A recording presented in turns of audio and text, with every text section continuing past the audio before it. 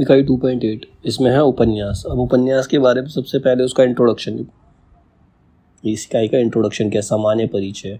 उपनिवेश आधुनिक गद्य की एक प्रमुख विधा है जिसका जन्म 18वीं सेंचुरी यानी कि 18वीं शताब्दी में पश्चिम में हुआ था, वेस्टर्न साइड में हुआ था। इसका जो उद्भव हुआ था या इसका विकास जहाँ से शुरू हुआ था, इसका जन्म ही 18वीं सेंचुरी में हुआ था और पश्चिम में हुआ था। ठीक है, तो उपन्यास जो है वो आधुनिक गद्य की एक प्रमुख विधा है। विधा का मतलब होता है एक तरीका, एक वे ऑफ एक्सप्रेशन। ठीक है, उपन्यास दो शब्दों से मिलकर बनता है। पहला है उप का मतलब होता है निकट, उप अर्थात निकट, तथा न्यास का मतलब होता है ख्याति। इस आधार पर उपन्यास का अर्थ है वह रचना जो सामाजिक जीवन के अत्यंत निकट हो, जो सामाजिक जीवन के निकट होती है उसको हम क्या बोलते हैं, उपन्यास। इसीलिए इसके अंदर गाँवों के बारे में, अंचल के बारे में, उपन्यासों के अंदर इन्हीं चीज़ों के बारे में बताया जाता है। जो समाज के जितना निकट होता है, सामाजिक जीवन के निकट जो होती है उसी रचना को हम क्या कहते हैं, उपन्यास कहते हैं। ठीक है, ये उपन्यास की डेफिनेशन भी हो सकती है एक तरह से। सामाजिक जीवन के निकट होने के कारण ही उपन्यास को आधुनिक युग का महाकाव्य कहा जाता है। अभी सामाजिक जीवन के बहुत ज़्यादा निकट होती है, पास होती है, इसीलिए इसे आधुनिक युग का महाकाव्य भी कह सकते हैं। रॉल्फ फॉक्स ने अपने प्रसिद्ध लेख, रॉल्फ फॉक्स एक राइटर थे, उन्होंने अपने प्रसिद्ध लेख the novel as an epic, उनका एक लेख है जिसका नाम है the novel as an epic, उपन्यास महाकाव्य के रूप में, इसका हिंदी वर्जन है।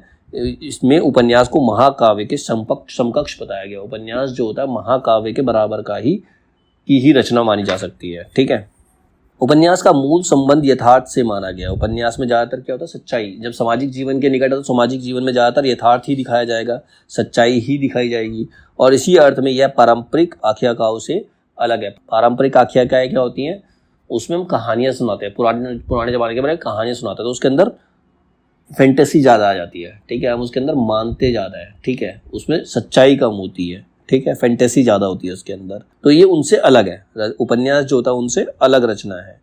विभिन्न आलोचकों ने इस यथार्थवादी आग्रह को उपन्यास का सामान्य कथा से भेदक तत्व माना है। ब्रिटिश उपन्यासकार डेनियल डिफो जो इनका समय था 1660 से 1731 ईस्वी, को आधुनिक उपन्यास का जनक माना है। वो आधुनिक उपन्यास के पिता, जनक मतलब पिता माने जाते हैं। नॉवेल को बंगला और हिंदी में उपन्यास, उर्दू में नॉवेल, मराठी में कादम्बरी तथा गुजराती में नवल कथा की संज्ञा प्राप्त है। मतलब जो नॉवल होती है उसको बांग्ला और हिंदी में तो उपन्यास कहते हैं, नॉवल को ही बांग्ला भाषा और हिंदी में उपन्यास कहते हैं, नॉवल ही होती है एक तरह से। उर्दू में इसको नॉवेल कहते हैं, मराठी में इसको कादम्बरी कहते हैं, और गुजराती में इसको नवल कथा कहते हैं। ठीक है, भारत में उपन्यास की विधा पाश्चात्य साहित्य की देन है, मतलब पश्चिम से आया है, उन्होंने ही नॉवेल्स लिखना शुरू किया था। ठीक है, उपन्यास को ही नॉवेल्स कहते हैं। ठीक है, जिसका सबसे पहला प्रभाव बांग्ला साहित्य पर पड़ा। अंग्रेजी उपन्यासकार हेनरी फील्डिंग कृत टॉम जोन्स की तर्ज पर टेकचंद ठाकुर ने अलालेर घरेर दुलाल 1857 नामक उपन्यास रचा, जिसे कुछ विद्वान प्रथम बांग्ला उपन्यास भी मानते हैं। तो प्रथम बांग्ला उपन्यास किसे माना जाता है, अलालेर घरेर दुलाल को प्रथम उपन्यास माना जाता है, बांग्ला उपन्यास। फिर है दुर्गेश नंदिनी, 1865 ईस्वी में इसकी रचना हुई थी। दुर्गेश नंदिनी की रचना कर प्रथम बांग्ला मौलिक उपन्यास के रूप में ख्याति प्राप्त बंकिम चंद्र चटर्जी भी अंग्रेजी उपन्यासकारों से अत्यधिक प्रभावित थे। अब बंकिम चंद्र चटर्जी ने एक और उपन्यास लिखा जिसको कहते हैं दुर्गेश नंदिनी, उसका नाम था, और कब आया था, 1865 में इसकी रचना की थी, और ये बांग्ला का प्रथम मौलिक उपन्यास माना जाता है। 1862 ईस्वी भूदेव मुखोपाध्याय द्वारा बांग्ला में नॉवेल के अर्थ में उपन्यास पद का प्रयोग किया गया। सबसे पहले नॉवल के स्थान पर उपन्यास शब्द का प्रयोग बांग्ला में ही हुआ था 1862 में। किसने किया था, भूदेव मुखोपाध्याय। ठीक है, जिसे बंकिम चंद्र चटर्जी ने अपनी रचनाओं के माध्यम से लोकप्रिय बनाया।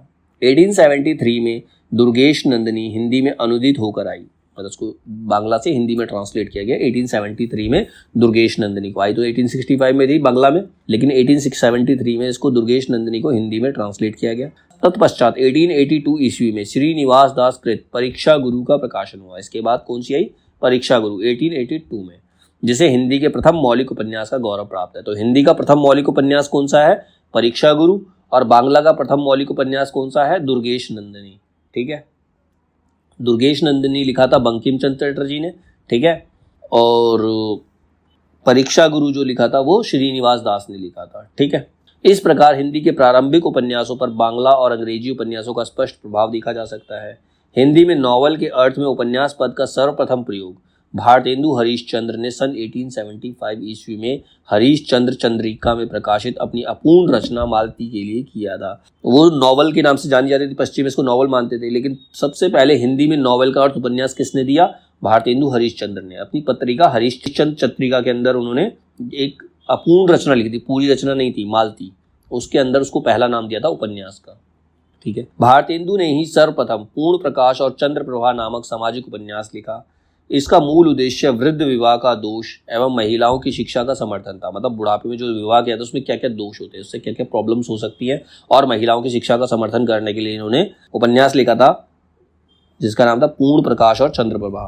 ठीक है, इसमें नायिका चंद्र प्रभा का बेमेल विवाह वृद्ध ढूंढीराज से होता है। नायिका का नाम चंद्र प्रभा है, उनका विवाह एक वृद्ध से होता है जिसका नाम ढूंढीराज है। ठीक है, फिर अध्ययन की सुविधा के लिए हिंदी उपन्यास का काल विभाजन स्थूल रूप से प्रेमचंद पूर्व युग, प्रेमचंद युग, प्रेमचंदोत्तर युग तथा स्वतंत्रोत्तर युग के रूप में किया गया। उसको 4 युग में डिवाइड किया गया। एक है प्रेमचंद पूर्व युग, प्रेमचंद से पहले के युग के कवियों के बारे में बताया, उपन्यास किस किसने लिखे।